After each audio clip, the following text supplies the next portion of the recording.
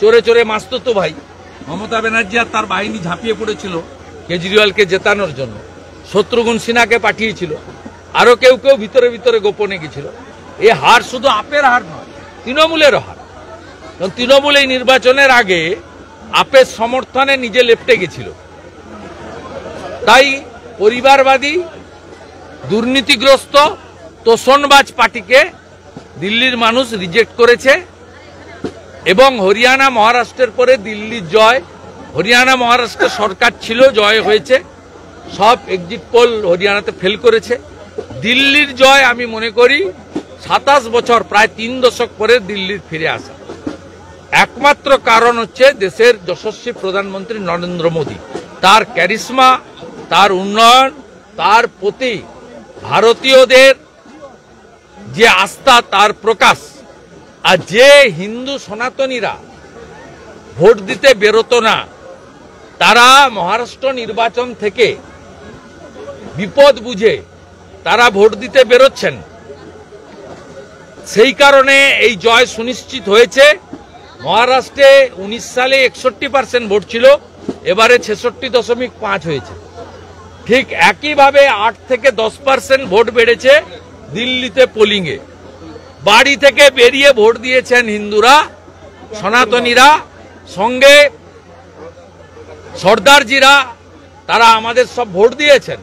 পূর্বাঞ্চলী voter, ইউপির eastern zone, Bihar, Jharkhand, Paschimbanga এবং উড়িষ্যা, 29টা বিধানসভা কেন্দ্রে আমরা এই পূর্বাঞ্চলীয় ভোটাররা মেজরিটি ছিল।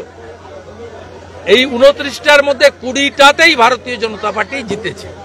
দিল্লি কা জিত हमारी है, 26 में बंगाल की बारी है। বিহারে তো সাফ হয়ে যাবে, তো ঝড়ে উড়ে চলে যাবে। আপনি দিল্লিতে যে এলাকাগুলোতে সেখানে প্রচার করেছিলেন, দেখা গেছে অধিকাংশ ক্ষেত্রে সেখানে আপ হেরেছে এবং বিজেপিও জিতেছে।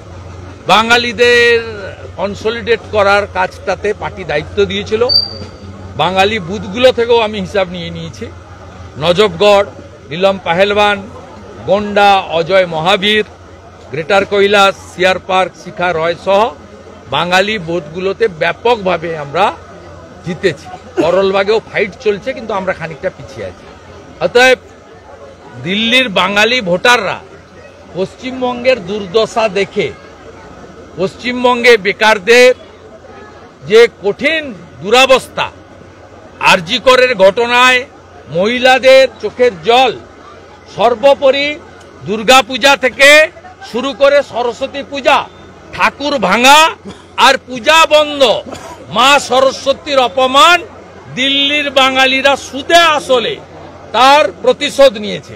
দিল্লির পর কি মা সরস্বতী পূজা যারা বন্ধ করেছে, দিল্লির বাঙালিরা একজোট হয়ে তাদেরকে হারানোর কাজটা করেছে। দিল্লির পর কি এবার টার্গেট বাংলা, কেননা সেখানে যেরকম বিহারে তো ঝড়ে জিতবো, আসাম তো জিতেই আছে 26-এ। নিশ্চিতভাবে আমাদের একমাত্র লক্ষ্য পশ্চিমবঙ্গ।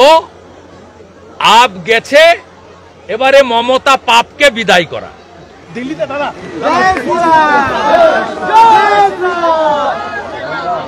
আমাদের ভিডিও ভালো লাগলে লাইক এবং শেয়ার করুন। কমেন্ট সেকশনে গিয়ে জানান আপনাদের মতামত। আরও ভিডিও পেতে আমাদের চ্যানেল সাবস্ক্রাইব করুন এবং প্রতি মুহূর্তে খবরের আপডেট পেতে প্রেস করুন বেল আইকন।